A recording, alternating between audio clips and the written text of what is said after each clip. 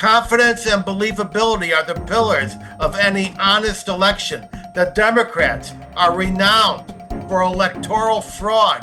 In Chicago, where I grew up, Philadelphia, Boston, Detroit, and other cities, electoral rigging became an art form where dead people are reincarnated, relocated people are returned to their original city. And now, The Edwin Black Show.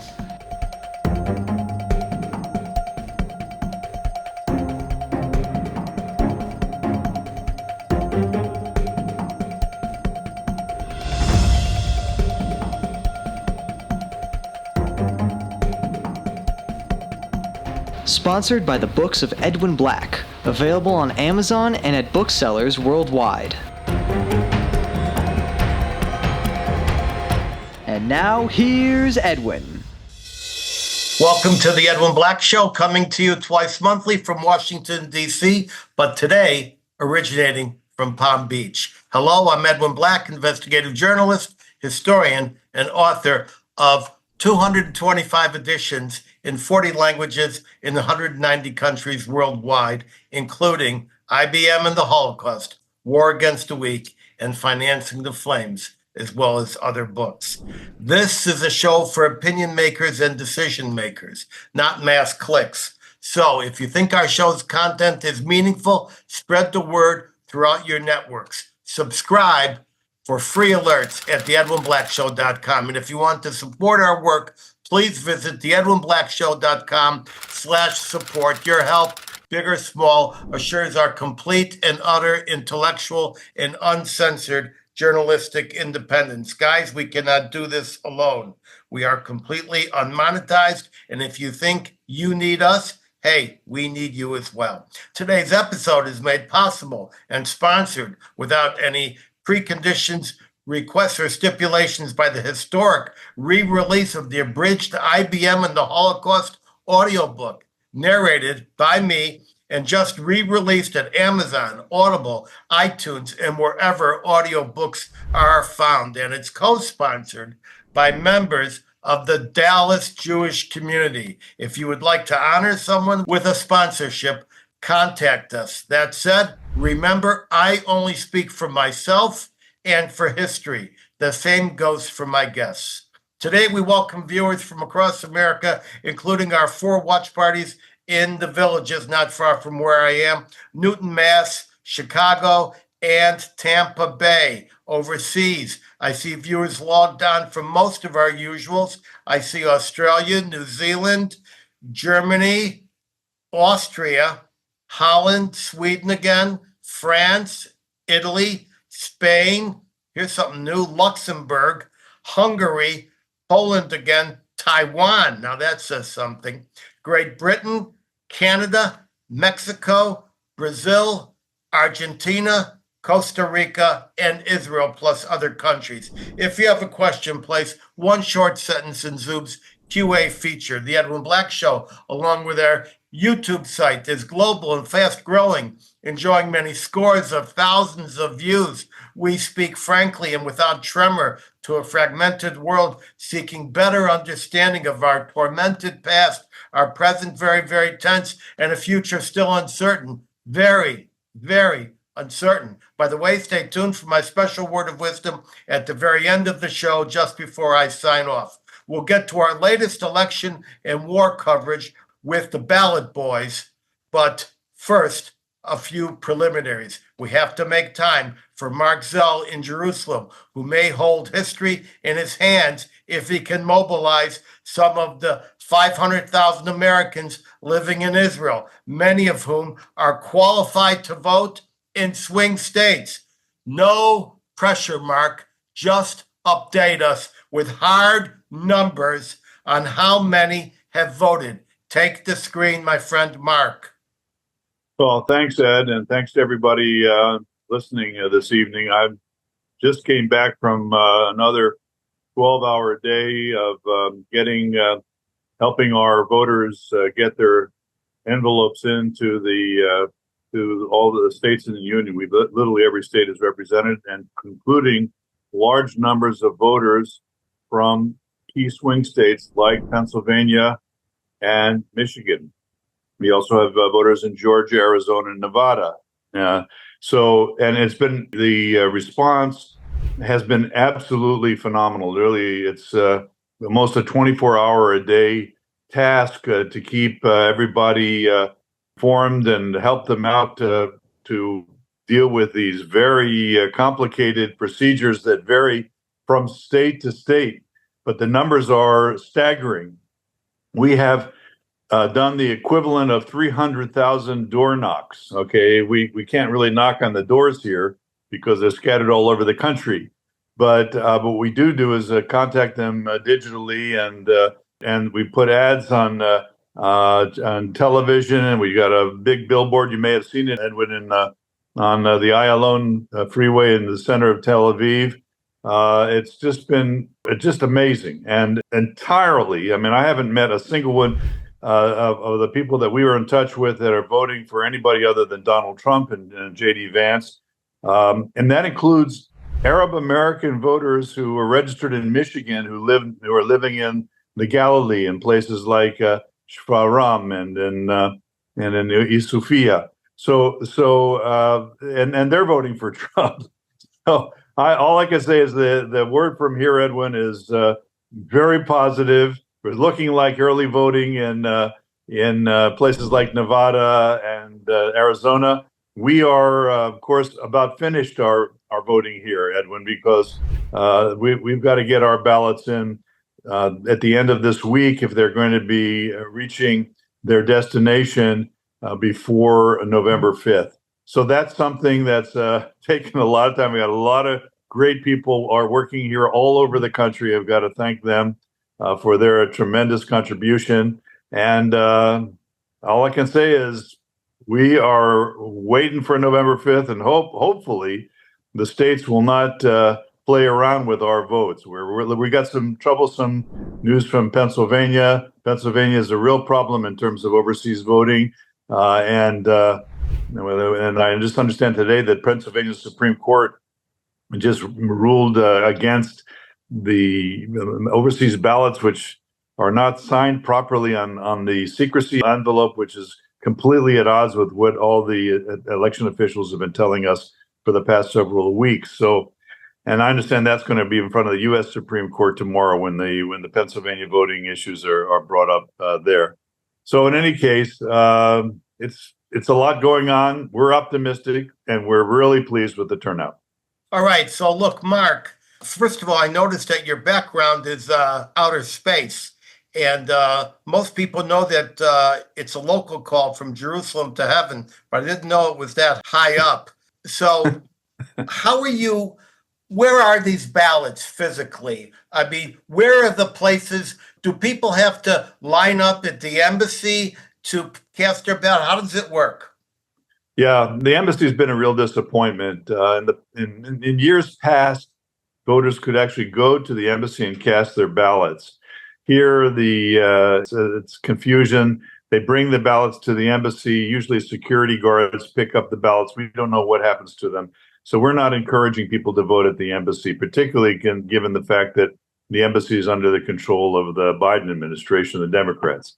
So what happens is that people are sending their ballots in with travelers going back to the States, and they're sending them in. In some states, you can vote electronically. States like California and Florida, you can vote by fax. Places like Arizona and Nevada and Colorado, you can vote online, actually. In other places, you have to mail your votes in. And that's a big problem. Because of the war, Edwin, the mail service is not reliable. So we're using some creative ideas to help people overcome the dysfunctional mail service here in Israel, particularly given the fact that the only airline flying is El Al, and they can't carry all the ballots. So we've worked around that problem, and the thousands of Israeli votes have already, including mine. I'm voting in Maryland, which is a blue state. My vote we got it to the United States through one of these creative measures. Arrived in Maryland, and it's been counted, and we're going to hear that. We're hearing that's happening around the United States. In Florida, for example, that's happening. In Pennsylvania, Okay, so it's not Mark, happening. Yeah. Mark, I got some friends in Los Angeles who are going to buy me lunch if you can report some good numbers. So tell me, what are the hard numbers?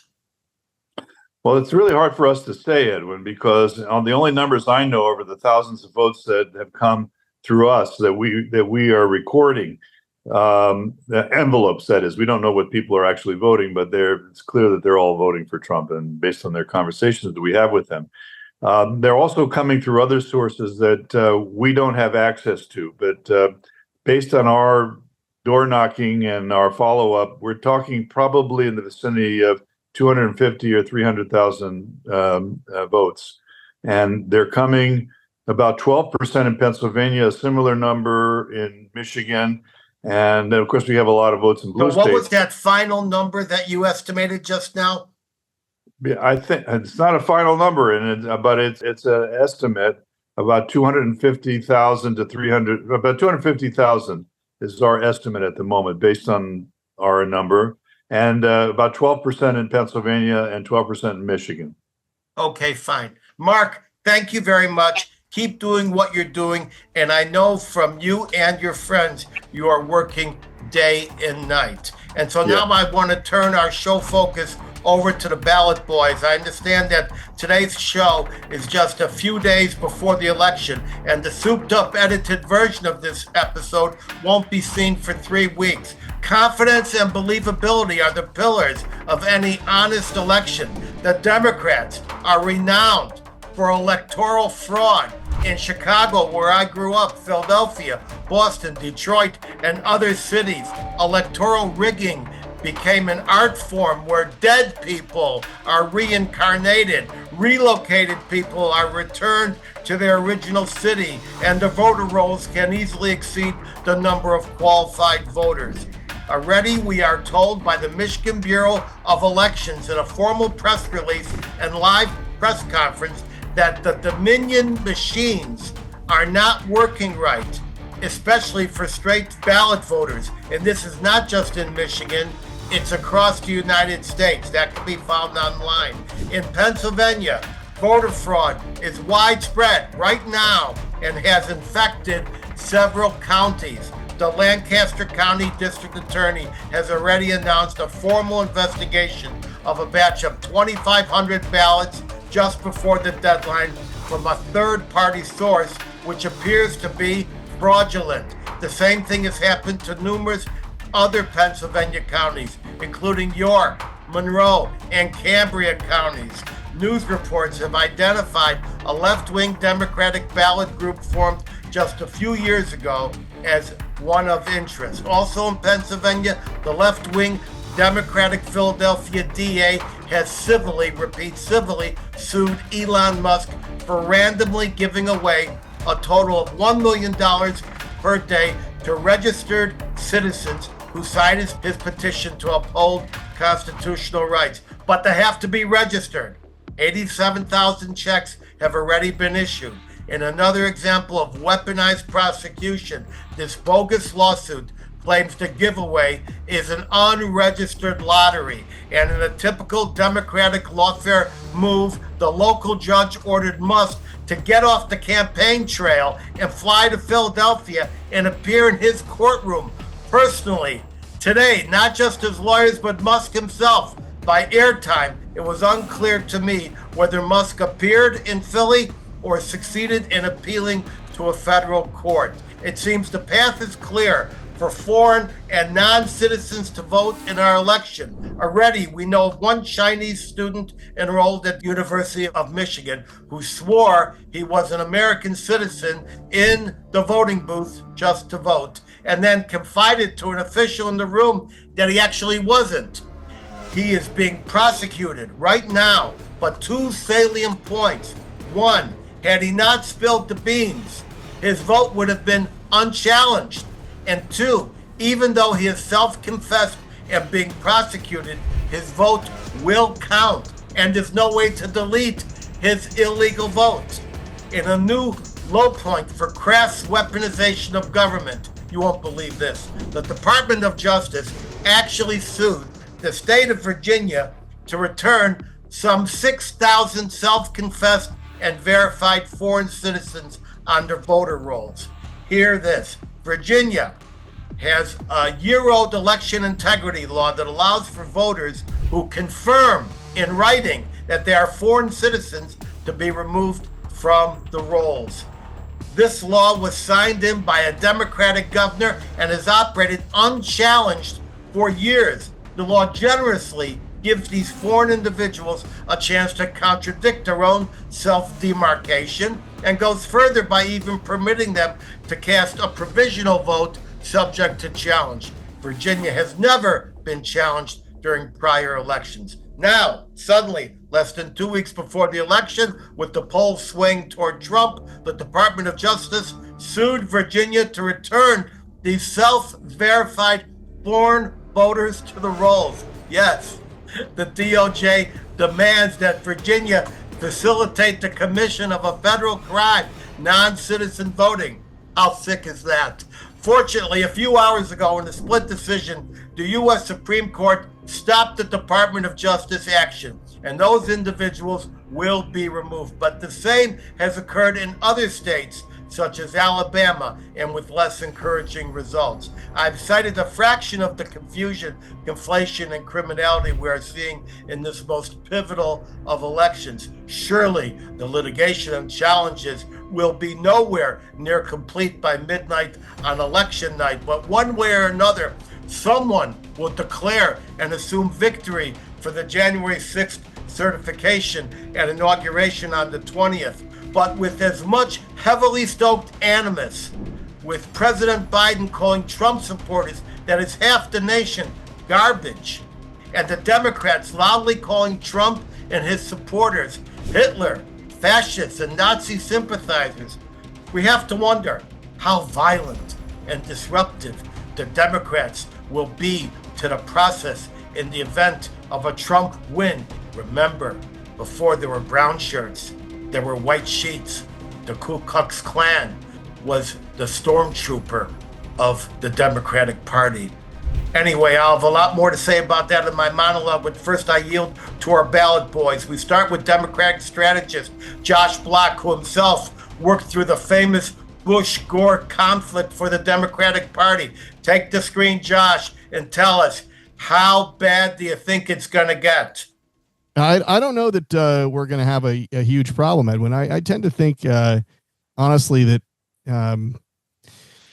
that we may know the answer actually on election night or pretty soon thereafter. I'm not sure that we're going to have a massive election that is decided in the weeks to follow. It might be a substantial enough margin that we know who wins the race sooner. I tend to think at the moment that the race is trending towards Trump. I do think that this incident that happened last weekend at Madison Square Garden with the Puerto Rico comic joke or whatever it was slowed some of his momentum. He seemed to be really pulling away at that point, and the controversy certainly allowed the other side to present him in a bad light. Although certainly the president then came back and called Trump supporters garbage, apparently, and the president's been campaigning, driving around in a garbage truck, proud of his garbage supporters. I think honestly, if you were going to pick an epithet, anything that you say is going to motivate his base, and he seems to be doing quite well in that regard.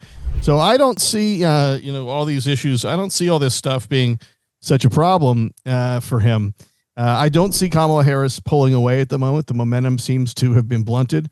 There are certainly a substantial number of undecided voters who remain out there, but at the moment, it does feel to me, Edwin, like Trump is making headway, slower than he was a week ago, and that for the 5 days into the final stretch here, we'll see that continue to happen. Again, I think the thing that I see people talking about is that voting for Kamala Harris is really not just a vote for Kamala Harris; it's a vote for the Democratic Party. And as someone who's been a member of the Democratic Party for many, many years, I can understand why that makes people uncomfortable at the moment. It's a party that's being driven largely by radical left fringe of its establishment, to the extent that President Biden was good on Israel and Middle East issues right after October 7th, and arguably, for a longer period, a although there were some ups and downs this year. Harris has made pretty clear that she's not Biden. So, on the one hand, she wants to tell people that she's going to continue his policies in the Middle East. On the other hand, she rushes to tell critics of that policy that their complaints about genocide are real and she's not Joe Biden. So, a lot of contradictory messages for those who are paying closest attention to that set of issues. And, in the closing days here, I think we're likely to see, a race that turns out to be not quite as close as the 50-50 matchup that people are predicting. So you were a key person during the Bush-Gore conflict. And by any chance, if you can hear, do you know how far into January did that go? That recount lasted quite a while. I think, contested. It was a contested recount, and that period lasted. I don't remember the exact date, but certainly it was thrown to the Supreme Court because ultimately it was about which ballots would count and how to interpret hanging chads and these sorts of things. And would there be a revote in certain counties? There were certain places where the ballots weren't printed accurately. So I don't think we're likely to see a return of that debate. I don't think that the result will be that close. And in Michigan, as you mentioned, there are some issues with these Dominion voting machines. This is about if you're voting straight party, if you want to vote all Democrat and then change some of your votes to Republican, it has a problem making that happen. So it'll just take longer because you've got to vote for each individual race and can't just choose the party slate. There are some concerns about some of these machines and their embedded code. We've heard issues about that in the past, but ultimately, there are a lot of people going to be able to cast their ballots on Tuesday the 5th, and we'll see what happens. All right, thanks. That was good. Now, for sure, I think it's going to be a crisis in this nation, one like we have never experienced before. So for this, I want to turn to one of America's premier crisis managers, Juda Engelmayer. Juda, how bad do you think it will get on the street level come January 6th, January 20th, Christmas, November 5th? What do you say? Take the screen. First, I will tell you that I agree with Josh that I don't think we're going to have the weeks and weeks of waiting. I think we'll probably know by Tuesday night or Wednesday afternoon where the vote's going and where the ball. Because I don't think it's going to be so narrow. I think it's going to be a bit more than that, and I think we'll see. I also agree that Donald Trump has the seeming edge. One of the reasons it's slowed down, though, I think early voting. I think people already cast their vote and made their decision. There aren't that many people who haven't made their decision right now. Anyone who's still on the fence is probably that small. In the amount of people. So I think that when you say momentum is slowing down, people already know what they're doing at this point. Anyone who doesn't know what they're doing at this point hasn't been paying attention to anything. Listen, I think that there'll be a lot of disappointed people. There'll be a lot of frustrated people out there, no matter which side wins.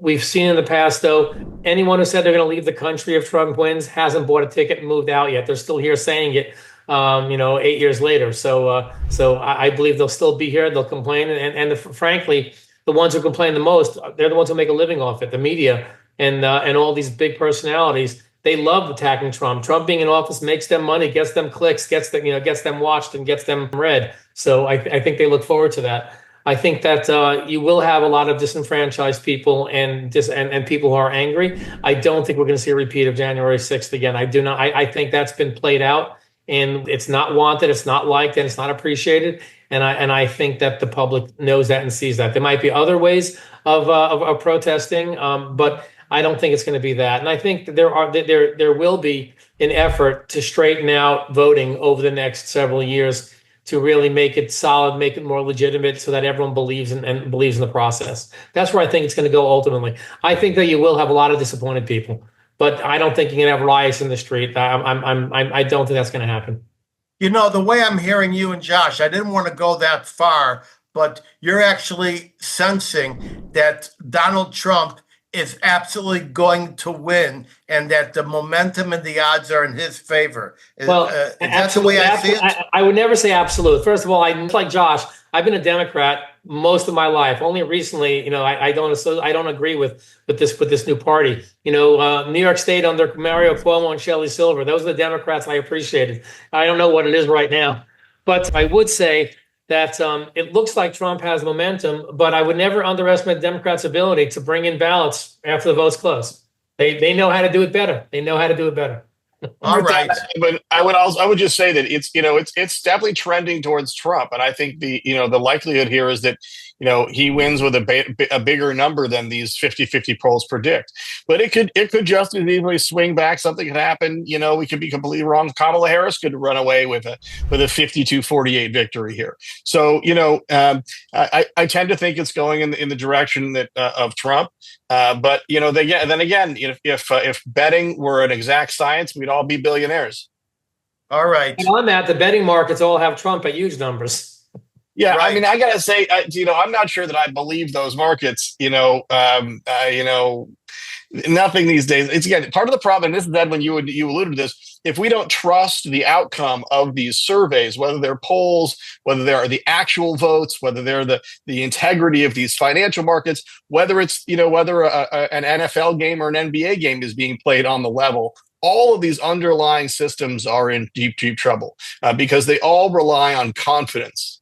Right. And the ancillary things do. So, again, I think one of the things that Juda said, which is very important, which is there will clearly be an effort over the next, 4, 5, 8, however many years to really secure our election system, which remains in transition from paper ballots to electric voting.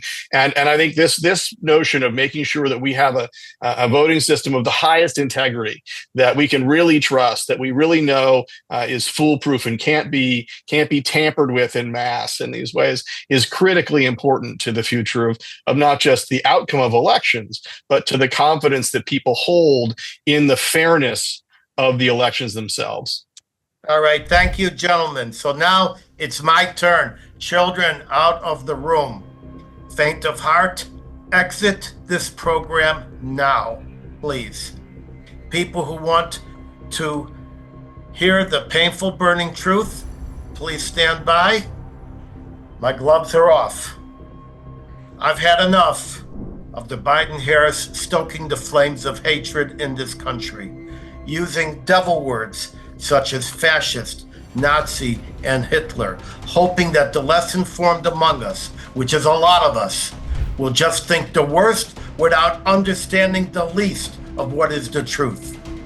Kamala Harris, you have defiled history, insulted the memory of 6 million Jews, millions of Poles, and millions more worldwide by using terms you have no right to use, so you can gaslight America, fool America, pressure America, and scare America into voting for your fact-free, policy-invisible, variable-accented, past-denying candidacy, which you achieved through the first coup in American history. You have lied about history, and now the voice of history confronts you. Start with fascist, a term few understand. There have been authoritarian dictators and autocrats throughout history, from the Caesars of Rome to the Tsars of Russia to the kings of France and England. But the first political movement to be known as fascist was born in Italy under Benito Mussolini in 1922.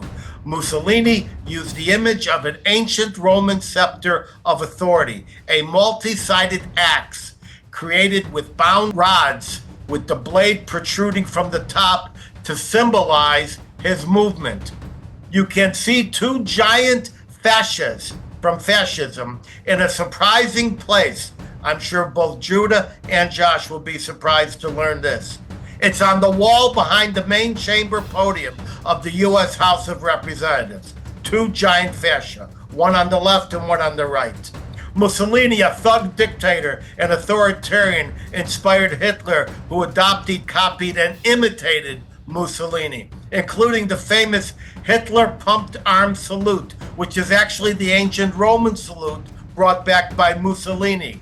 Their movement spread throughout Europe to occupied and imperiled lands, such as France, Austria, Greece, and Hungary, as well as Asian variety during the reign of Imperial Japan.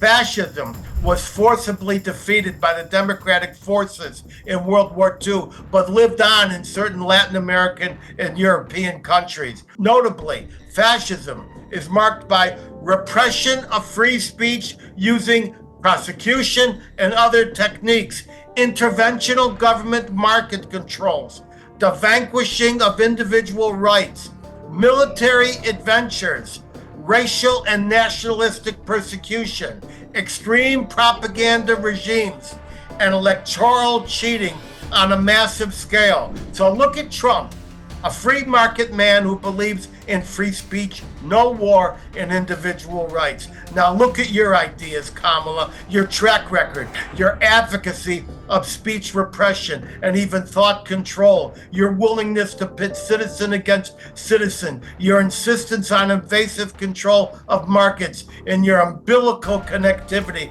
to the military-industrial complex, which makes war a worthwhile and power-ensuring tactic of your ruling party. Fascist is a term reserved for murderous repressors, territorial aggressors, and Orwellian manipulators. Based on your abuse of this term, you have no right to run for office, no right to lead the American people, no right to anyone's vote beyond the poor, frightened souls you have scared into granting you power through a democratic process until you can do away with it as the last vestige of our American dream. Shame on you, Kamala. You have disqualified yourself and your party for any office in the land. You, Kamala, and your vacuous vice president and the others in your ring of calculated deception have compared Trump's recent rally in Madison Square Garden to one in the 30s, organized by American Nazis to extol Hitler and the fascist movement. How false. Yes, it is comparable to a Madison Square rally in the 1930s, but not the one in 1939. The only comparable event was the Million Man March against Hitler on March 27th, 1933, Madison Square Garden, led by American Jewish Congress President Stephen Wise, along with masses of Zionists, labor unions, Catholics, and others who cared for human rights. This rally, held just weeks after Hitler seized power on January 30th, 1933. Every seat was taken and the crowds extended up and down the avenues, listening to loudspeakers as this rally put the world on notice that Germany had become a menace to civilization, was a threat to all Jews, and it was here that the anti-Nazi boycott was started. You want to learn more and see pictures? I wrote a book centered on this rally. It was my first international bestseller, published in 1984, The Transfer Agreement. Shame on you for suggesting that the Orthodox and non-Orthodox Jews in that hall, the blacks, the Hispanics, the working men and women, were Nazis or Nazi sympathizers. Shame on you, Kamala. You have disqualified yourself and your party for any office in this land. Now you and your colleagues have called Trump a Hitler, Hillary Clinton and others in the Democratic Party, and you call his supporters Nazis or Nazi sympathizers. Not everyone knows what a Nazi is. Let's ask any Hungarian in America, and they will remind you that before they deported 450,000 Jews to Auschwitz, women were brought to torture centers to discover if they had hidden cash or jewels. The common method was to strip the mother naked in front of her families and connect electrodes to her vagina until she confessed or the Nazis were convinced. That's a Nazi. Ask any Serbian or Catholic from the Balkans, and they will tell you that Ustashi partners of the Nazis used to throw crying infants into bonfires for amusement or throw them in the air and bayonet them. That's a Nazi. Ask any Polish person, and they will tell you many Polish citizens were starved and killed on the streets in nightmarish genocidal scenario. Ask any Czech person how many of its citizens were lined up against the walls and machine gunned, and in one case it was 6,000. Ask any survivor from Ukraine, and they will tell you that Nazis made entire families strip, line up in front of ditches, jump in, and then wait to be shot in the head by the tens of thousands in day-long exterminations by Einsatzgruppen. Those were Nazis. Ask any survivor of any concentration camp or ghetto what a Nazi is, and they will tell you. In Auschwitz, they took Jewish and Gypsy twins and subjected them to sadistic experiments, including sewing their veins together to test viruses. In Dachau, they subjected Jews to ice boxes to test for pilots bailing into the Atlantic. Shame on you, Kamala. You have disqualified yourself and your party for any office in this land. How dare you run advertisements asking women to lie to their husbands, and husbands to lie to their wives and vote for you. This is one step away from Nazi Germany's effort to divide children from the parents, and if suspicious, report them to the authorities. How dare you gaslight black men, finally feeling the right to be free and vote their conscience, and tell them they have no right to do so. I went to dinner a few nights ago in Washington, and the bartender was a sharp black guy. He knew his whiskeys, mezcals. He was quite sharp. I looked him in the eye at one moment, and I said, don't let anyone tell you how to vote. You vote your conscience. Suddenly, his trim and sharp look dissolved into near tears, and he replied, thank you, man. I really needed that. How dare you monsters, the Obamas, Kamala, and you ain't black unless you vote for me, Biden. How dare you pressure this group of emerging men in our electorate? How dare you divide us? If Trump wins fair and square, who will disrupt January 6th? Will you, Kamala, just hand the presidency to a Nazi, a fascist, a Hitler? What a shtick dreck for what you have done in desperation to our society. When you decided to play fast and loose with World War II and the Holocaust, you crossed the last line, the line of history, and history rejects you. I reject you, and America should reject you. And when vanquished, you and your ilk should crawl to a corner to be forgotten. And if you win, we all know it will be everyone else crawling into their corners, waiting for the true fascist, the true propagandist, the true manipulator to usher us into a terrible new history. There isn't enough time for me to detail all the lies, deceptions, and distractions, but I now yield back to the Ballot boys for a brief encounter. Josh, what have you to say? Well, powerful, Edwin. I mean, I think the angst that guys like Juda and I feel watching the extreme wings of the Democratic Party, chant intifada, intifada outside of her rally and have the rally called amazing and loving and beautiful, is really ironic and quite troubling. And I haven't heard from her the kind of forceful denunciation of these forces of intolerance and hatred that I'd like to see to make me feel comfortable with her. To the contrary, the campaign puts these activists who are calling for arms embargoes on Israel into her rope lines, into her greeting parties. And when they ask her if she wants to sit down and talk about an arms embargo, she says, yes, let's do that. And when people stand up in the audience and they scream disgusting, untrue things about Israel, she says, you have a real point. And then her campaign sometimes issues a statement denouncing it, but not really forcefully, and not from her do we really ever hear it. And of course, her staff, you're talking about people who are, co-authoring op-eds on Iran with people who are known to be parts of Iranian spy networks. Now, Judah might say these are not people who are the overwhelming number of undecided voters, or voting on these issues. And that might be true. But we're hearing quite a bit about what happens in Michigan and what happens if she loses the Arab vote. Well, the Jewish vote in America is a lot more influential than the Arab vote, and it's spread out in a lot more places.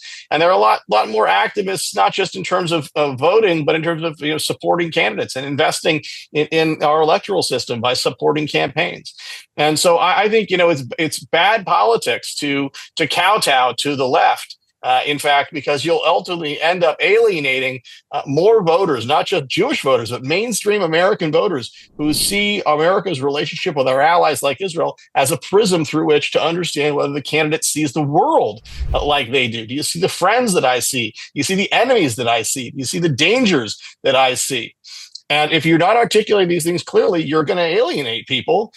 And I think that's part of why Trump is doing well. It's a very, he's as plain spoken as he is. and he's very plain spoken, sometimes quite, ribald. She's not very plain spoken. I say that with respect. Word salad is what people often say. So when she's trying to make her closing argument, unless she's reading it from a cue card, it's not going real well. Some of the clips that we see circulating on the internet of interviews that she's given, these are not doctored, clips. They're not edited up to make her look foolish. She's doing a good job, speaking for herself in these situations. And Americans can see through the kind of the falseness of this. And I think they don't really love it. And as much as Trump may grind on people, it's his willingness to sort of F you to the man. It has this sort of Farrakhan style appeal. I mean, one of the reasons that Louis Farrakhan has been appealing to extremists in the Black community for so long is not just that he represents Jew hatred. I mean, I think that sort of appeals to some people. What he represents is an F you to the man. He's willing to say things that he knows will make people angry, and he just does it anyway. And there's a certain joy, I think, for people in watching a presidential candidate willing to tell hard truths, whether it's, hey, Europe, pay for NATO, or hey, China, stop screwing us in this economic trade imbalance, or whatever it is. Or if it's just, hey, look, I'm not going to let, illegals, as he calls them, race over the border. I mean, I'm not an expert on immigration. I don't know how open the border is or not is closed at the moment. But his willingness to say things like this is in such marked contrast from the clarity of language that has been absent from American politics. Going back to the Obama administration, you would hear him. One of the first things that happened when President Obama got elected was a terrorist who was in touch with Anwar al-Awlaki, one of the 9/11 inspiring masterminds, went to a military base and he opened fire on a bunch of fellow soldiers, killing them while screaming Allah Akbar. And the Obama administration wouldn't award these guys a Purple Heart. They wouldn't speak in plain language. Then he told people who had worked in the auto industry, you should be so grateful. We saved your jobs in the auto industry. Well, they were making $40 an hour. Now they're making $17 an hour, year 1, year 2, year 3. And he's telling them how grateful they ought to be. All the way to the end of that administration, where you had this terrorist attack in California, there's in Long Beach, and he's telling the FBI director could go out and call it terrorism-inspired workplace violence, not terrorism.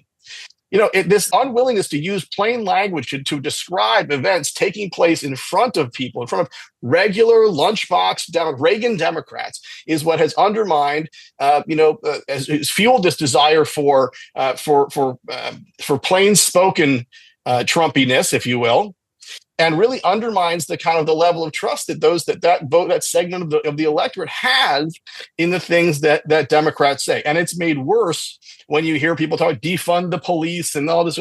There's a reason, frankly, that Kamala Harris, who again is Black and Indian, is doing badly with non-white voters.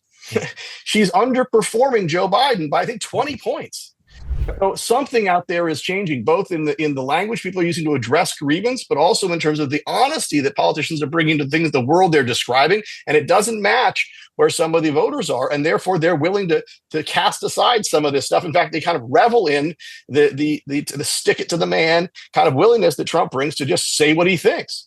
Well, I really valued your words. I'm the only Jewish guy who ever interviewed Farrakhan. And I can tell you, for studying Farrakhan and investigating him for a long period of time, his appeal is not just to extremists within the Black community. He's got a vast general acceptance within the Black community as one who speaks to the man. I want to ask you a question before I run over to Juda. In plain words, Josh, is Trump a Nazi and a Hitler and a fascist? A plain yes or no? No, and it's an insult, honestly, to people's intelligence and to the real events of history to misuse that language in that way. It's another example of how candidates on the left are really undermining their credibility with voters who are not already in the tank with them, because people can see the difference. And so there's this sort of, it may be perverse that on the one hand, people like the ribald Trump, but don't like the excesses of language coming from from the preachy left, but it's really about this kind of name calling.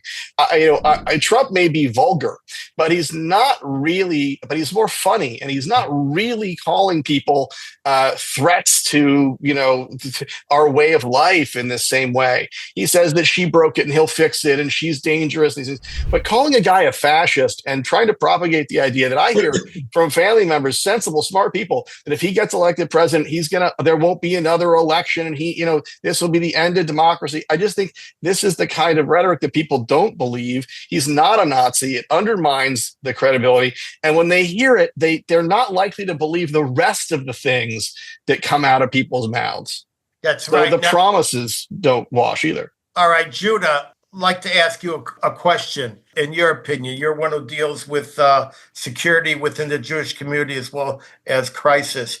In your opinion, would a Nazi, a fascist, and a Hitler surround himself with minorities, black people, Jews? The reason they're using Nazis and fascism, like Josh said, is because, instead of talking about policy, which she can't talk about, instead of talking about the last 4 years, which have been kind of failures in terms of finance, immigration, and a handful of other things, the only thing she has to now is to denigrate and name call and make sure people hate this guy so much, because she's given us nothing else. Don't forget, she wasn't the candidate that any Democrat picked. She wasn't the candidate the first time around. She came in dead last in the primaries when she ran against Biden.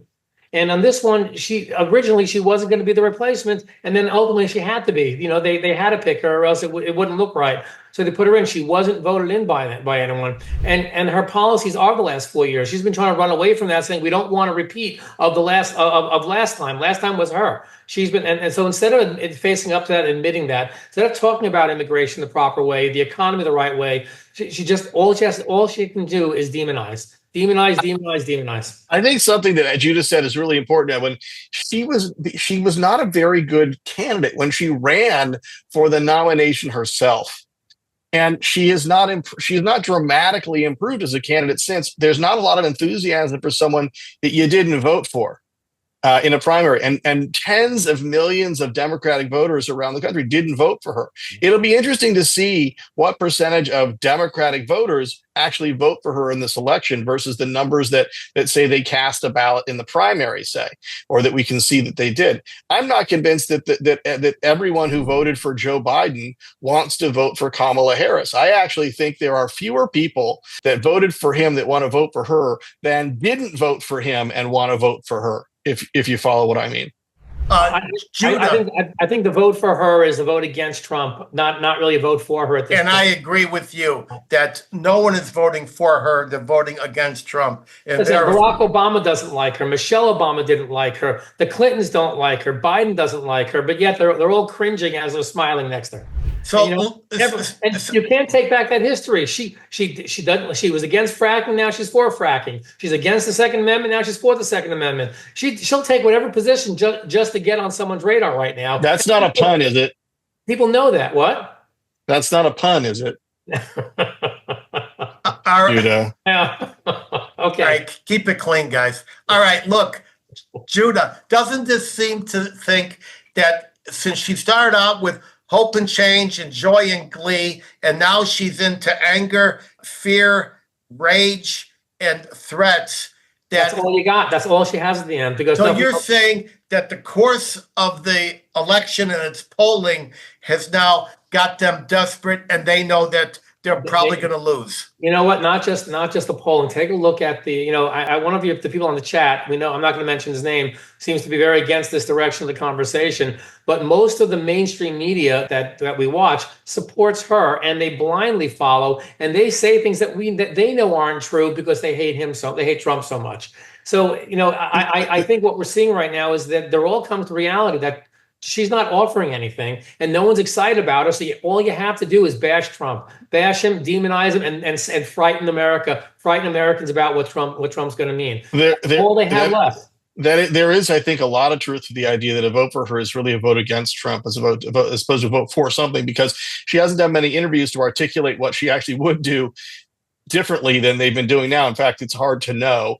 And the other thing I think to keep in mind here is that there's a lot of gamesmanship that happens in the lead up to elections, and this is something Judah and I both know, having run campaigns. You need enthusiasm in your base to go out, to turn out and vote. And if there was a feeling, by the way, that either one of them was running away with this election, that, it's going to be a landslide, and what happens is a lot of your folks are kind of like, well, gee, I don't really need to make an effort to go to the polls to go vote. My guy's going to win, or she's going to win, whatever it is. And I think part of what we're seeing here is a desire to keep it close, because you want people to be scared that if they're part of the hardcore base of constituents and voters, that they need to go out and cast that ballot, get it done. Because you need turnout. It really does, I think, at this point, come down to who has a more effective turnout operation, who can get more of their identified voters to the polls, in this election. Okay, so we're going to take questions. First, I want to deal with this guy, Aaron from Virginia. So, Aaron, you get the first question. Don't make a speech. Don't use any slogans. Ask a real question that ends in a question mark and is no more than 10 words. Go ahead. I'm waiting for you.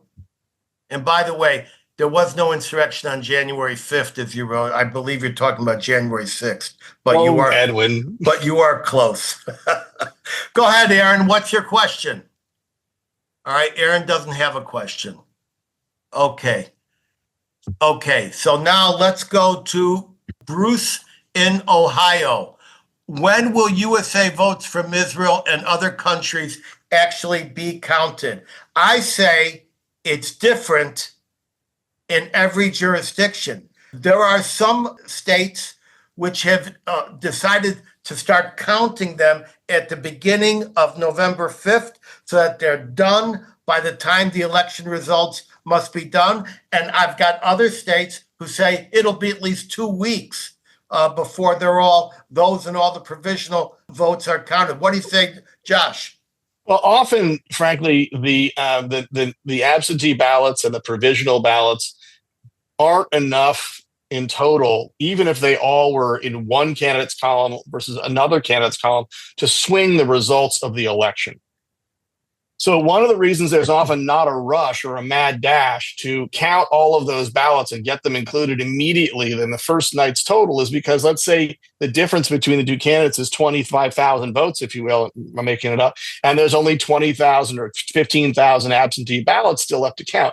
Well, even if one candidate or the other got all 15,000 votes, it's not going to necessarily change the outcome of the election. So sometimes that's the case. I do think we're likely to see these things processed within a few days to a week of the election, particularly because we saw this judgment come out recently from one of the federal courts saying they all have to be postmarked the day of the election, or they won't count. I think that was the Fifth Circuit, right? Yeah, right. And they have to be, so they need to. Was it received or postmarked? Postmarked. I think received. I think it's postmarked, but it depends on the jurisdiction. It's going to be, there are 3,000 counties and 3,000 election commissioners, and they're each going to make their own. Well, I would just say if you're voting absentee, get that thing in the mail. Okay, here's a question from Washington, D.C. I was at the rally for Harris on the Ellipse, and it was loaded with anti-Israel and pro-Hamas people screaming intifada and revolution. Is this what you learned as well? Yes, not only did I learn that, we have the tape of that. The real hate fest was not at Madison Square Garden. The real hate fest, if you think about the anti-Semitism and the Nazi tactics that was espoused, was really at the Ellipse at the Kamala Harris event. And it's interesting that Van Jones, no one less than Van Jones, who I think is a top echelon Democratic voice, has actually said the real Nazis are the Hamas supporters who have infected and taken over the Palestinian movement. And this is an important surge element of her support. In fact, Bill Clinton just spoke to an Arab American group, and he said, I have to be careful what I say because it's an election year. So they're catering to that. Josh, what do you know about this rally filled with anti-Semites? Yeah, I mean, it's ironic, of course, that that there's no exposure or no complaining, no talking about this issue. But a guy who says to Mehdi Hassan, who's a known supporter of Hezbollah and Hamas and the regime in Iran, all these guys, hey, I hope your beeper doesn't go off. And suddenly the guy who makes the joke about Mehdi Hassan is the bad guy. It's a little bit like this, where you pull the depth of field button on your 35 millimeter camera, everything that's black turns white and all white turns black. There's something reversed going on. I will say that, as a practitioner of campaigns, it is amazing to watch campaigns, pull off self-inflicted wounds. Both campaigns are guilty of this. That whoever put that rally together in New York at Madison Square Garden, I think should have their head examined.